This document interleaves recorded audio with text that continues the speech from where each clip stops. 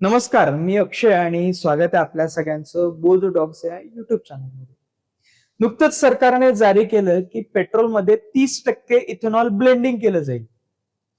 म्हणजे अर्थातच पेट्रोलमध्ये 30% इथेनॉलचं मिश्रण केलं जाईल. पूर्वी हे पेट्रोलमध्ये 20% आहे सध्या. आता 30% त्याच्यामध्ये 10% वाढ करून केली जाईल. हा निर्णय वरकरणी आपल्याला चांगला जरी वाटत असला तरी सुद्धा याच्यामध्ये आतमध्ये नुकसान कोणाचं आहे हे आपल्याला समजून घेणं गरजेचं आहे. आणि सरकार नेमकं इथेनॉल बाबत कोणाला फसवत आहे? अर्थातच ते आपल्यालाच फसवत आहे. नेमकं का फसवत आहे? सरकारची याच्यामध्ये झालेली चूक, सरकारचं अपयश, त्यामुळे हे इथेनॉल 30% ब्लेंडिंग केलं जाणार आहे का? याच्याबद्दलची प्रश्नांची उत्तर आपण या व्हिडिओमध्ये पाहण्याचा प्रयत्न करूया. चला तर मग सुरुवात करूया. सर्वात आधी महत्वाचं म्हणजे 30% इथेनॉल ब्लेंडिंग कसं केलं जाईल. सध्या 20% आपल्याकडे इथेनॉल ब्लेंडिंग केलं जातं. लवकरच 25% पर्यंत केलं जाईल आणि त्यानंतर 30% पर्यंत ते येणार आहे टप्प्याटप्प्याने. आता नेमकं काय तर याच्यामध्ये बघतो आपण सरकारने ही जी काही इथेनॉल वरची ड्युटी आहे ती सुद्धा कमी केलेली आहे. म्हणजे सरकारने फुल्ली ठरवलेलं आहे की इथेनॉल आपण वाढवणार, पेट्रोलमध्ये वाढवायचं. चांगलं वाटेल आपल्याला. कारण आहे त्याच्या मागे की दोन गोष्टी आपल्याला सहज सरकार नेहमी सांगतं. सरकारची एवढी घाई का असते तर त्याच्यामध्ये दोन गोष्टी सरकार सांगत असतं वरून. काय तर पैशाची बचत होईल. म्हणजे याचा अर्थ जे काय आपल्याला पेट्रोल आयात करावं लागतंय ते पेट्रोल आयात कराने त्याच्यामध्ये कुठेतरी फॉरेक्स आपले खर्च होतात, विदेशी गंगाजळी आपली खर्च होते, ती कुठेतरी वाचेल. म्हणजेच काय तर भारतात आपल्याला साधारण 88% कच्चं तेल विदेशातून आयात करावं लागतं. आणि त्या कच्च्या तेलामध्ये जर आपण 30% इथेनॉल जर टाकलं तर कुठेतरी ही 88%वरून आपण कमी येऊ शकतो. हा साधा हेतू आहे, ठीक आहे. त्याच्यानंतर जगात कुठेही युद्ध झालं की पेट्रोलचे भाव वाढतात आणि त्याचे परिणाम भारतावरच्या अर्थव्यवस्थेवरती होतात. अर्थातच हे होईलच. मग याच्यामध्ये आपल्याला इथेनॉल जर ब्लेंडिंग केलं आपण उलट फायदा होईल असं सरकार म्हणत आहे. पेट्रोलमध्ये इथेनॉल मिसळल्यास आपली परदेशावरील निर्भरता कमी होईल, डिपेंडन्सी कमी होईल. ठीक आहे, इथपर्यंत ठीक आहे. त्याच्यानंतर आणखी शेतकऱ्यांचं हित सरकारला दिसत आहे. जे की सरकार 3 कृषी विधेयक, तुगलकी 3 कृषी विधेयक आणले होते, ते सरकार शेतकऱ्यांच्या हिताचा विचार करताय. काय विचार करताय की महाराष्ट्रात आणि उत्तर प्रदेशामध्ये ऊसाचं उत्पादन खूप जास्त होतं आणि हे ऊसाचं उत्पादन आपण करायचं आणि हे ऊसाचं पासून आपण इथेनॉल बनवायचं. आणि अनेक कारखान्यांनी आता साखर उत्पादनावरून इथेनॉल उत्पादनावरती भर जास्त दिला, कारण फायदा त्याच्यात जास्त आहे. म्हणजे याचा अर्थ शेतकरी आता इथेनॉलच्या उत्पादनावरती जास्त भर देईल. मग साधी एक गोष्ट आहे की ऊसासाठी पाणी किती लागतं? भरपूर लागतं. त्याच्याबद्दल आपण पुढे पाहणार आहोत की याचे चुकीचे परिणाम कसे होणार आहेत. हे फायदे सांगताय सरकार, पण याच्या पलीकडचा चुकीचा त्याचा परिणाम काय हे आपण समजून घेतलं पाहिजे. त्याचा पुढचा परिणाम म्हणजे पुढची गोष्ट म्हणजेच काय आपल्यावरती परिणाम होईल की E25 किंवा E30 हे कोणत्या समस्या निर्माण करू शकतात. तर 4 गोष्टी महत्वाच्या आहेत. याच्यामध्ये पहिली गोष्ट तर आपल्या इंजिनवरती समस्या निर्माण होऊ शकते आणि होतेच आहे. म्हणजे ज्या जुन्या गाड्या असतील 2011च्या गाड्यांमध्ये इंजिनमध्ये प्रॉब्लेम्स येत आहेत आणि हे होत आहे. आता 30% जर इथेनॉल मिश्रण केलं तर त्या 2011च्या गाड्याचं तसंच मरणार आहे. मग ज्या नवीन आता गाड्या आलेल्या आहेत, ज्या 20% इथेनॉलचं कुठेतरी ते सस्टेन करू शकतायत, त्याही गाड्या कालांतराने कुठेतरी निकामी होणार आहे. हे सुद्धा आहे. काय मग याच्यामध्ये काय होतं, त्याच्यावरती गंज चढतं इथेनॉलमुळे, पिस्टन खराब होतं, वॉल खराब होतो आणि त्याच्यामध्ये रबरी काही वस्तू असतील तर त्या सुद्धा खराब होतात. हे परिणाम आहेत इंजिनवरती होणारे. त्याच्यानंतर दुसरी गोष्ट म्हणजेच मायलेज वरती परिणाम होत आहे. लो मायलेज अनेकांना अनुभव आलेला आहे, तुम्हाला सगळ्यांना अनुभव आलेला असेल की आता आपलं ऍव्हरेज कमी देते आहे गाडी, हे आपल्याला पाहायला मिळतं. म्हणजे 5 ते 12% कमी झालेलं आहे ऍव्हरेज. त्याच्यानंतर तिसरी समस्या काय, हिवाळ्यात गाडी स्टार्ट होत नाही. अनेकांच्या समस्या 2011 पूर्वीची जर गाडी असेल तुमच्याकडे तर नक्कीच ही समस्या जाणवत असेल की त्याच्यामध्ये गाडी सकाळी सकाळी सुरू होत नाही. भरपूर किक माराव्या लागतात, भरपूर सेल्फ मारावे लागतात गाड्यांना. चौथी समस्या म्हणजे सर्वात महत्वाची पर्यायाचा अभाव. पर्यायाचा अभाव असा की ब्राझीलमध्ये कसं आहे की तुम्हाला जर पेट्रोल टाकायचं असेल साधं तर तुम्ही ते साधं सुद्धा टाकू शकता आणि तुम्हाला इथेनॉल मिश्रित किंवा इथेनॉल असलेलं पेट्रोल टाकायचं ते सुद्धा टाकू शकता. असे 2 पर्याय. परंतु भारतात हे पर्याय प्रकार नावाची गोष्टच नाही. याच्यामध्ये टाकायचं असेल तर टाक, इथेनॉल भरलेलंच टाक. इथे पर्याय नाही. त्या कारणाने इथे गाड्यांवरती इनडायरेक्टली परिणाम होणार हे सगळं, आणि आपल्या गाड्यांवरती हा परिणाम झाला म्हणजे याचा अर्थ आपल्या अर्थव्यवस्थेवरती कशाचा परिणाम झाला, अर्थातच. पुढची गोष्ट बघूया. पुढे म्हणजेच आता बोलू आपण कार बनवणाऱ्या कंपन्यांवरती. कार बनवणाऱ्या कंपन्या काय म्हणतात की ऑलरेडी आम्ही तेव्हा तुम्ही 20% इथेनॉल पेट्रोलमध्ये मिश्रण करण्याचा निर्णय घेतला, त्याच वेळी आम्ही आमच्या नंतर कंपन्यांच्या जे काही मशिनरीज आहेत, कार बनवणाऱ्या किंवा गाड्या बनवणाऱ्या ज्या मशिनरीज आहेत त्यांच्यामध्ये सुद्धा आम्ही सुधारणा केली आणि आम्ही खर्च केला भरपूर. आणि आता म्हणते तुम्ही पुन्हा आता 30% इथेनॉल मिश्रण करणार. आता का पुन्हा आम्ही आमच्या कंपन्यांच्या मशिनरीमध्ये सुधारणा करू का? पुन्हा आमचा तो खर्च आमच्या उरावर पाडता का? म्हणजे जो ऑलरेडी केलेला खर्च आहे पुन्हा आम्हाला खर्च करावा लागेल का, असं कंपन्यांचं मत होत आहे. कारण त्या 30% इथेनॉलला अनुकूल ठरेल अशा गाड्या त्यांना मॅन्युफॅक्चरिंग करावं लागेल आणि त्याच्यासाठी त्यांना त्या मशिनरीज मध्ये सुधारणा करणं गरजेचं आहे आणि त्याच्यासाठी हाय कॉस्ट जाईल त्यांची, असं कंपन्यांचं मत आहे त्या ठिकाणी. त्यामुळे परिणाम काय होईल, तर यामुळे गाड्या बनवणाऱ्याचा खर्च वाढेल आणि याचा अर्थातच कोणावरती बोजा पडेल, तर आपल्यावरती बोजा पडेल, ग्राहकांवरती. साहजिक आणि सरळ आहे.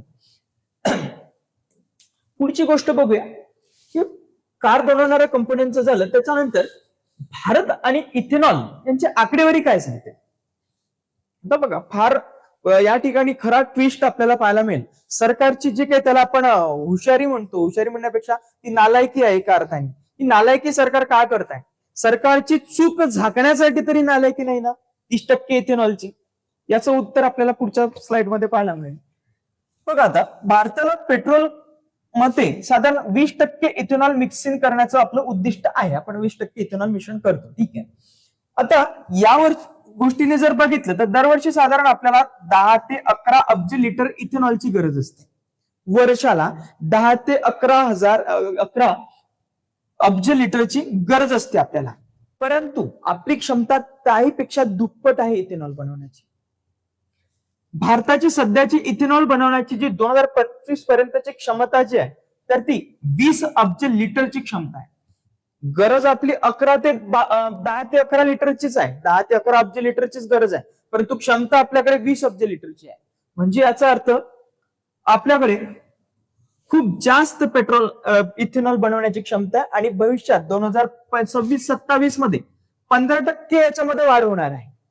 म्हणजे भरपूर प्रमाणात इथेनॉलचं प्रोडक्शन आपण करतोय. हे म्हणजे राक्षसी प्रोडक्शन करण्याच्या दिशेने आपण चाललोय इथेनॉलचं, ठीक आहे. परंतु गाड्यांवरती परिणाम होतोय त्याचं काय?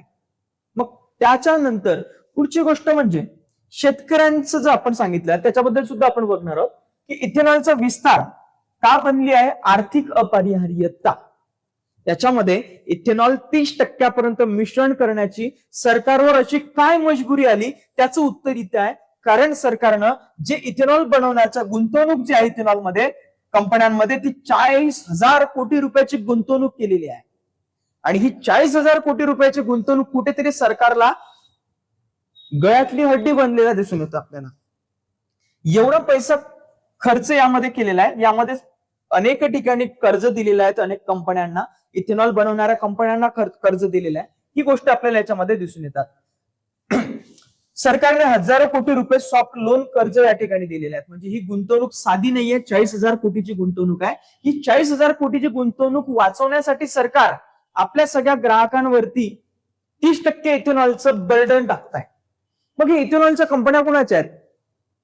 तेच अर्थातच रोडकरी तुम्ही म्हणता किंवा जे कोणी असतील त्यांच्या कंपन्या, असं म्हटलं जातं आणि असलही कदाचित, कारण ते आहेतच तसं. म्हणूनच इथेनॉलचं टार्गेट वाढवणं हे कुठेतरी सरकारला गरज भासून राहिली की 30% इथेनॉल आता मिश्रण आपल्याला करावंच लागेल. म्हणजे याचं एका अर्थाने आपल्या उरावर याचं बर्धन टाकण्याचा हा सगळा प्रकार चाललेला आहे या ठिकाणी.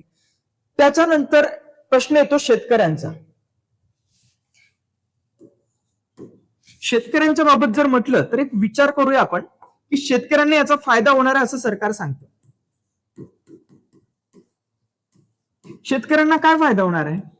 शेतकरी काय करतील की इथेनॉलसाठी ऊसाची लागवड करेल, त्याच्यानंतर धान्याची लागवड करेल.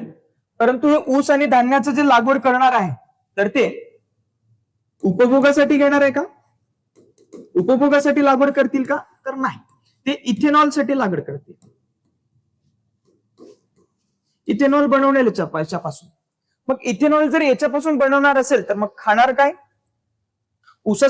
साखरेसाठी आपण वापर करतो. साखर याच्यापासून प्रोडक्शन होईल का? साखरेचे भाव वाढतील. कारण इथेनॉल जास्त परवडता इकडे जात असेल, महागात पडतं, म्हणजे ऊस जर महागात जात असेल इथेनॉलसाठी, तर साखरेचं सुद्धा प्रोडक्शन करणं गरजेचं आहे. लोकांची साखरेची डिमांड पूर्ण करणं गरजेचं आहे. म्हणजे साखरेचं उत्पादन वाढलं कमी होईल. कारण सगळा ऊस कुठे जातो? इथेनॉलकडे जातो. शेतकरी इकडे जास्त वळतात, किंवा कंपन्या ज्या आहेत ऊस इथेनॉल निर्माण करणाऱ्या, ते शेतकऱ्यांना इकडे जास्त पैसा देतात. मग साखर कारखान्यामध्येच कंपन्या जातील का? शेतकरी जातील का? हा प्रश्न आहे. धान्य, आता आपण अन्नधान्यामध्ये स्वयंपूर्ण जरी झालेलो असतो तरी सुद्धा बऱ्याच लोकांना अजूनही अन्नधान्य मिळत नाही. जर समजा उद्या चालून सगळे लोक इकडे शेतकरी इथेनॉल वरती धान्य पोहोचवत असतील, तर इकडे खाण्यासाठी काय आहे? मग भुकमारीवरती आपल्याला नेऊन ठेवायचं का सरकारला? हे प्रश्न आहेत या ठिकाणी. त्याच्यानंतर हे भाव वाढतील, ह्या सगळ्या गोष्टी होतील, त्याचं काय? हे तर झालं, परंतु ऊस उत्पादनासाठी जे पाणी लागतं ते पाणी कुठून आणणार सरकार? सरकार जमणार का पाणी? ह्या पाण्याचा अपव्यय जे होईल याच्यासाठी त्याचं काय?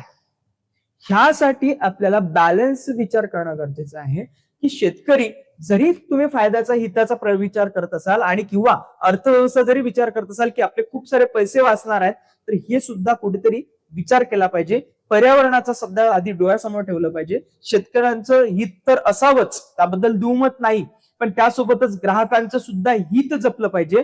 जे काही गाड्यांचे मालक असतील त्यांचं हित जपलं पाहिजे. आणि इनडायरेक्टली वाहनांचा खर्च वाढला म्हणजे सुद्धा महागाई होते, हे सुद्धा लक्षात घेतलं पाहिजे. म्हणजे या सगळ्या ठिकाणी एक तर महत्वाचं म्हणता येईल की जर तुम्ही एवढं मोठं इथेनॉल मिश्रण करताय तरी सुद्धा पेट्रोलचे भाव वाढताय, म्हणजे किती मोठी नालायकी आहे ही सरकारची, याचा आपण विचार करणं गरजेचं आहे. म्हणजे सरकार फसवतंय कुठे आपल्याला? तर या ठिकाणी फसवतंय. सरकारचे 40,000 कोटी रुपये गुंतवणूक झालेली या ठिकाणी, ते वाचवण्यासाठी सबसेल या ठिकाणी ते 30% इथेनॉलचं मिश्रण करण्याचं टार्गेट ठेवत आहे. नक्कीच मित्रांनो, हा व्हिडिओ आवडला असेल तर नक्की लाईक करा आणि या चॅनलला सबस्क्राईब करा. तसंच याबद्दल आपलं मत काय आहे ते नक्की आपण कॉमेंटमध्ये सांगा, कारण याच्यावरती चर्चा होणं गरजेचं आहे. सरकार कुठेतरी विचार करेल जर विरोध झाला तर, आणि विरोधच नाही झाला तर आपल्या अंगलटी हे सगळं पडणार आहे.